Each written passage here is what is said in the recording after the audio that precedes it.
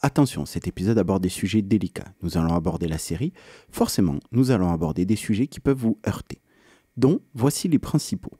Le sexe, le viol, la masturbation et la pédophilie. Si vous ne vous sentez pas prêt à aborder ces sujets, c'est tout à fait normal. Et nous vous invitons à regarder d'autres vidéos de la chaîne Junkie et Matouné. Bon épisode. Salut les canailloux, c'est Junkie Palace.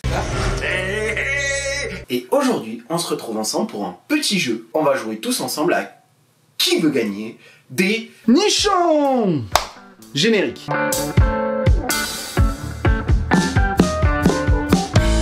Matouné, je peux vous appeler comme ça. Vous êtes prêts? Yes. On y va pour la première question, n'oubliez pas, il vous suffit d'une seule bonne réponse pour gagner. Gagné. Aujourd'hui, Matouné, vous jouez pour cette sublime vaginette double face. Marre du vagin qui colle, tapez-vous les dents qui raclent. Cette fabuleuse culture récréative qui vous est offerte par notre partenaire. À vous. Mix Bout de Bois a fabriqué cette culture récréative pour adultes avec du vrai bois d'arbre, spécialement conçu pour pousser dans la terre. Le savoir-faire de cet artisan a permis de façonner cette matière première d'une rare qualité en un objet qui régalera tout le monde à la maison. Et ce fabuleux sopalin dont je suis sûr vous saurez faire usage. Top! Quelle est la couleur du cheval blanc d'Henri IV? Le but. Ok, on va faire une autre question. Quel est le sujet principal de la série Big Mouth sur Netflix? Oh. Peut-être que... Ouais, non, le but. Ah oui.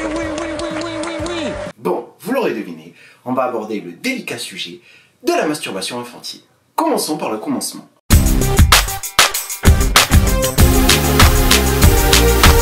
Big Mouth est une série d'animation produite par Nate Furano et Joe Wengert, sur une idée de Nick Kroll, Andrew Goldberg, Mark Levin et Jennifer Flackett. Sortie en 2017 sur Netflix, la série a eu 5 saisons, soit 51 épisodes. Big Mouth est référencé par la plateforme dans la catégorie absurde et humour noir. Je me permets donc une petite définition. Selon Wikipédia, l'humour noir est une forme d'humour qui souligne avec cruauté, amertume et parfois désespoir l'absurdité du monde, face à laquelle il constitue quelquefois une forme de défense. Faisant généralement appel à l'ironie et au sarcasme le plus violent, il doit parfaitement être maîtrisé pour ne pas être confondu avec de la simple grossièreté ou de la méchanceté gratuite. Je me permets d'ajouter, et ce, même par son auteur. Prenons un exemple pour illustrer mon propos.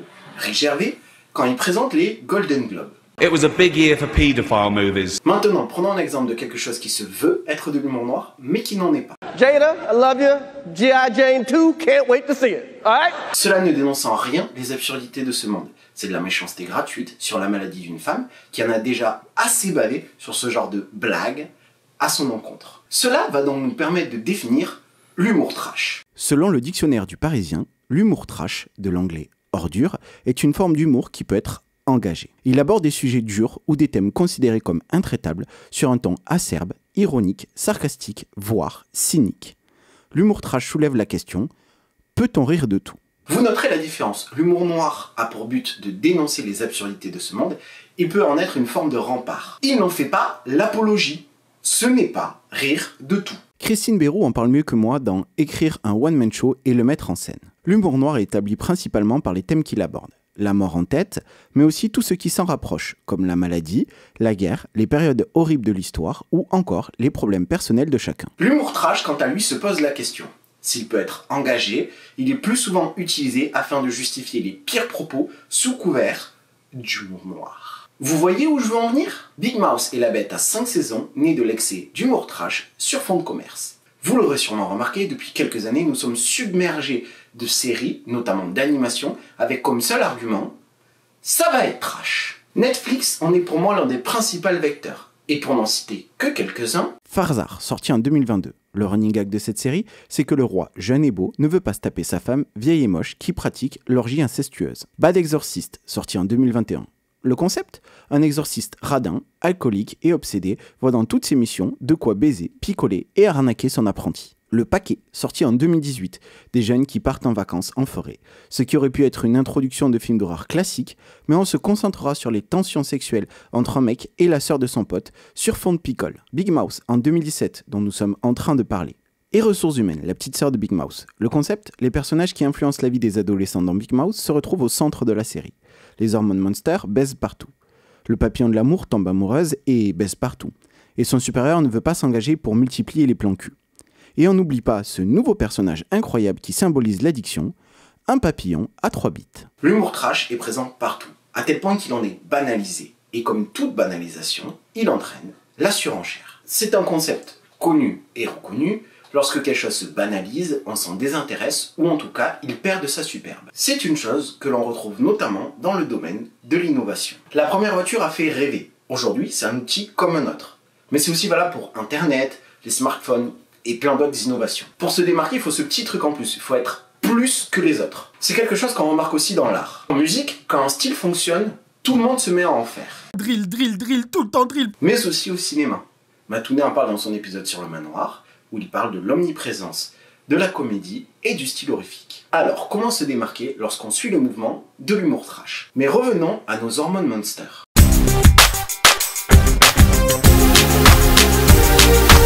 La série suit les aventures de Nick Birch, d'Andrew Gluberman et de leurs camarades, ce qui entraîne tout un tas de péripéties puisqu'ils vivent leurs premières expériences amoureuses et qu'ils découvrent leur sexualité. Si l'on se fie au synopsis officiel, la sexualité féminine est aussi représentée que celle des hommes. Permettez-moi une remarque. Non. Représentée, peut-être, mais est-elle bien représentée? Si Andrew se masturbe, la caméra est omniprésente et axée sur lui et sa bite, encouragée par son hormone monster. C'est bien Andrew, prépare-toi la bite.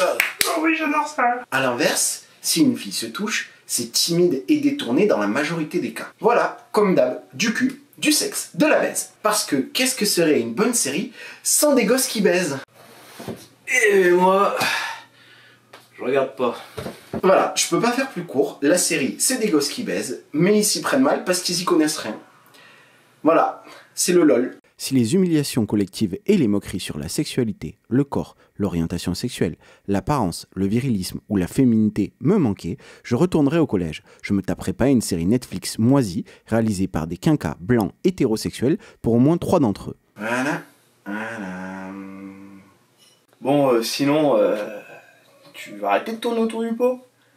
Non, parce que vraiment là, mon gars, on dirait un hormone monster qui tourne autour d'un gamin quand il veut se taper une branlette. Pas que ça à faire, moi.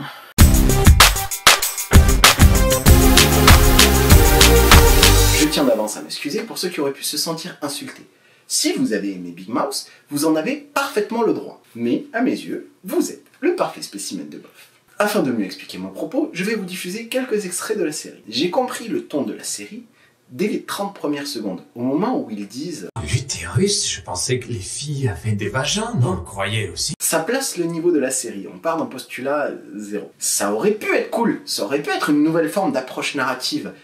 Ils n'y connaissent rien, ils vont devoir apprendre. Mais... Eh bon, dis-lui de lui envoyer une photo de sa bite. Les gonzesses adorent ça, surtout quand ça les prend au dépourvu. On est au début de la série, et dès le départ, on prend un ton léger, volontairement détaché, sur un truc illégal et un vrai fléau des internets, la photo non désirée. Pour ceux qui auraient eu la chance de passer au travers des mailles du filet, sur internet ou sur tout support de communication, à partir du moment où vous êtes joignable, vous êtes exposé à recevoir une photo de bite. Évidemment, cela vise essentiellement les femmes. Mais, évidemment, les enfants en sont aussi destinataires.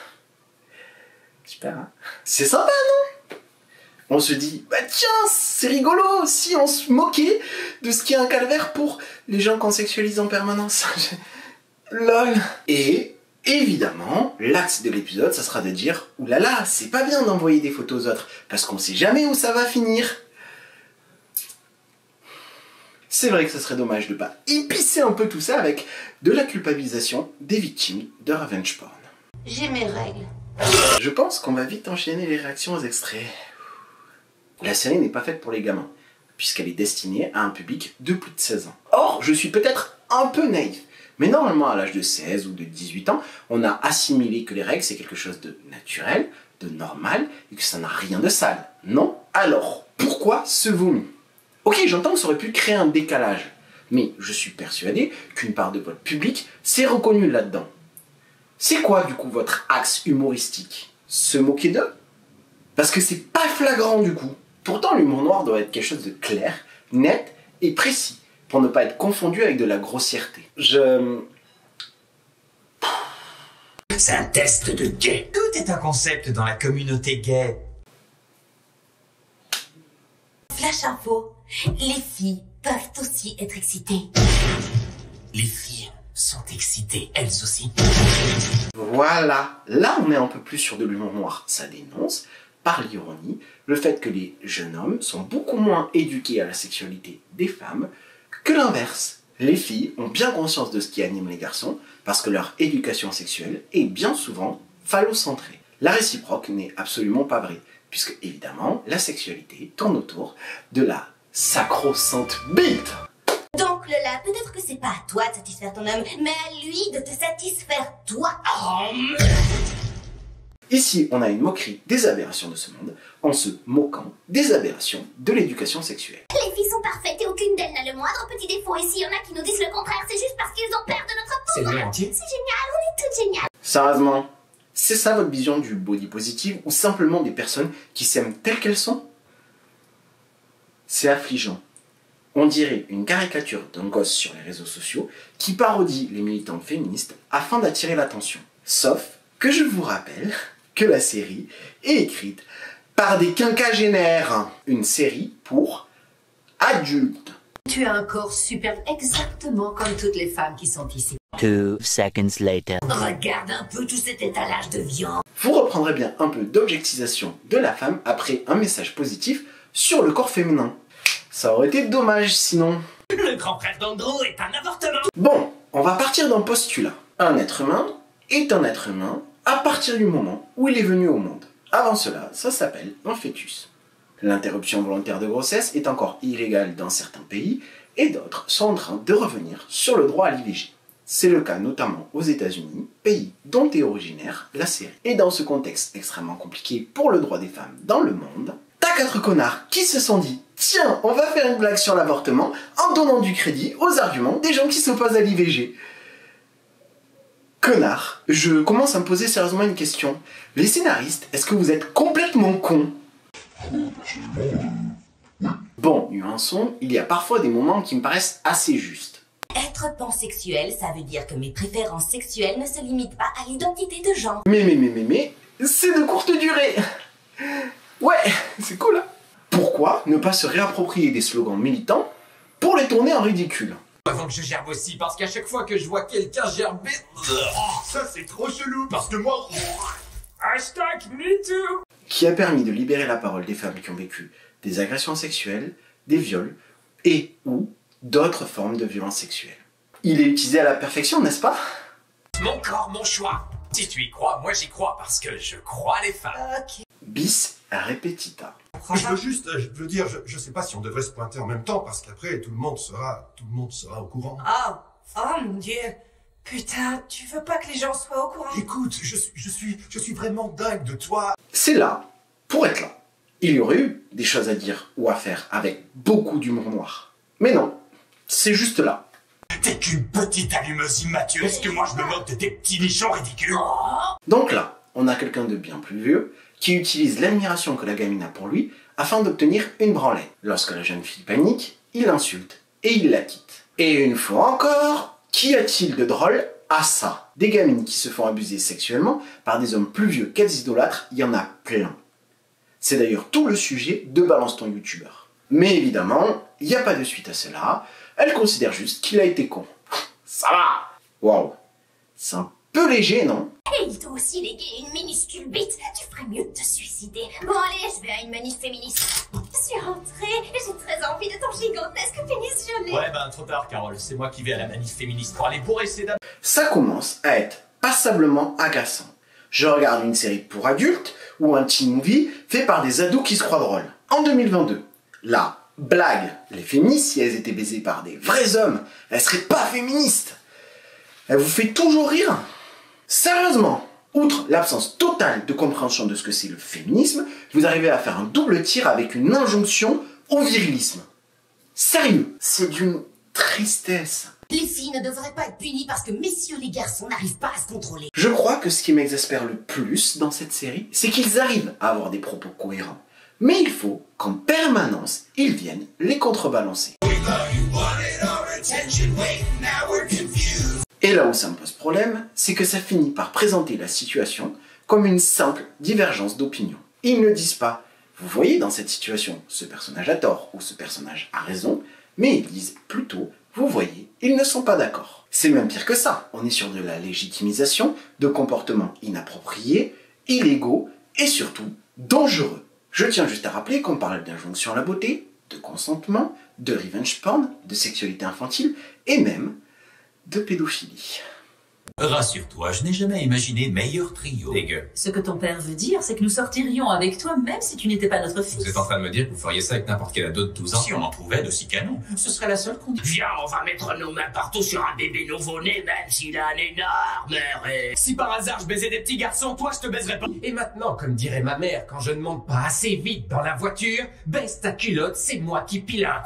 Ouais. Est-ce que sur le fond ce serait pas de la pornographie juvénile? Non, d'une chatte, j'espère que non. Enfin, sauf si c'est en dessin animé, là on devrait pouvoir être diffusé. Voilà pourquoi je déteste Big Mouse. C'est de l'humour convenu, basé sur le sexe et rien que le sexe, pendant plus de 1000 minutes.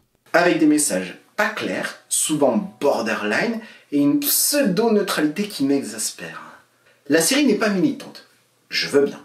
Mais quand tu parles de sujets qui peuvent être aussi délicats, tu ne fais pas n'importe quoi. Voilà, cet épisode est à présent terminé. Si vous l'avez aimé, n'hésitez pas à cliquer sur ce petit bouton like. Si vous ne l'avez pas encore fait, vous pouvez également vous abonner et cliquer sur la petite cloche afin de recevoir toutes les notifications. Ça nous fera très plaisir. Ah bah personnellement, oui. Et le plus important, partage cette vidéo à tes amis, commande ou partage ton sperme dans Big Mouse. On se retrouve dans 15 jours pour une vidéo de Matouné. En attendant, salut les canailloux.